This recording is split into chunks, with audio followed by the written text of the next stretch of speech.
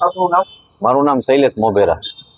શૈલેષભાઈ, આપના દ્વારા વિરોધ કરવાની શું આખો સમગ્ર મામલો છે? શું આજથી 20 તારીખે જયારે જંતર મંતર ઉપર પ્રદર્શન થયું ત્યારે એક કોક આપણે સફાઈ ક્લિનિક વાળા ટૂંકમાં ક્લીનઅપ કરે છે જે આખા રાજકોટને, એ અહીંયા ધરણા પ્રદર્શન કરતા હતા શાંતિપૂર્વક. અને અમે અહીંથી નીકળતા હતા તો જોયું કે ધરણા થાય છે, એટલે અમે જોયું ત્યાં તો પોલીસની ગાડી આવી ગઈ અને એને પકડી ગયા.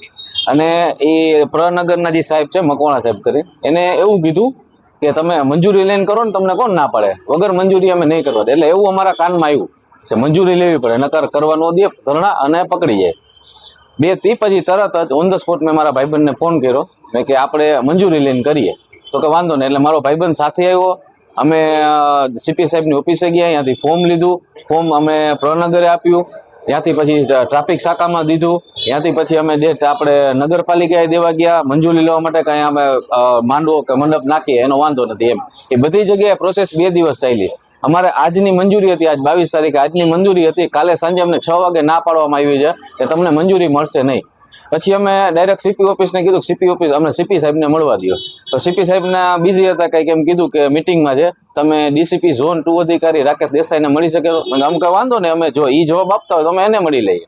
બરોબર. અમે ત્યાં ગયા, એને અમને એવું કીધું કે આ મંજૂરી એના કરતાં તમે કે ઇન્સ્ટાગ્રામમાં તમે તમારી રીતે પોસ્ટ કરી દો ને. મેં કીધું સાહેબ, અહીંયા જે એવી જનતા છે મધ્યમ વર્ગની, જેને ખ્યાલ જ નથી, જેની પાસે મોબાઈલ નથી ને ઇન્સ્ટાગ્રામ નથી, કે જો એ કેવી રીતે જોઈ શકશે કે આપણે શું હાલે છે અત્યારે ભારતમાં, શું હાલે ગુજરાતમાં, શું હાલે છે. બરોબર. એટલે અમે કીધું કે અમે આ રીતે પરમિશન લઈ જાય તો પરમિશન આપો. અમે ઘણી રિક્વેસ્ટ કરી છતાં અમને મંજૂરી ન આપી. અને અમુક તો એવું કીધું કે તમારા લીધે પછી ટ્રાફિક થાય. અમારે એક તો ઓલરેડી પોલીસની ઘટ છે, બરોબર, તો અહીંયા પોલીસ મૂકી તો એ કે તમારે ટ્રાફિક વ્યવસ્થા, અને તમે એ કે કોઈક અડકચાળો કરે તો એ કે તમે શું કરો? ભાઈ એના માટે તમે મંજૂરી લઈએ સાહેબ, કે તમે કદાચ તકલીફ પડે અમને તો તમે એના માટે પ્રોટેક્શનમાં રહ્યો એમ.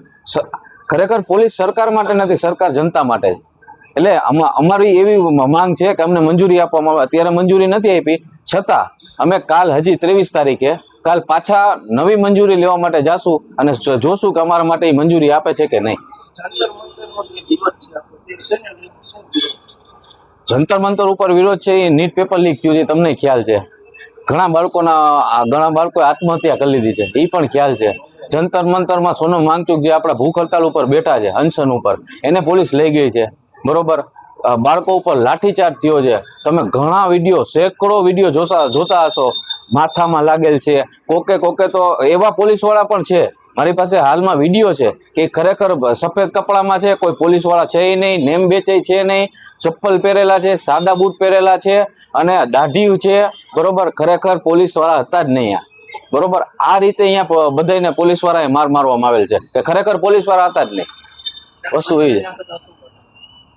અમને અત્યારે તો મંજૂરી નથી આપી.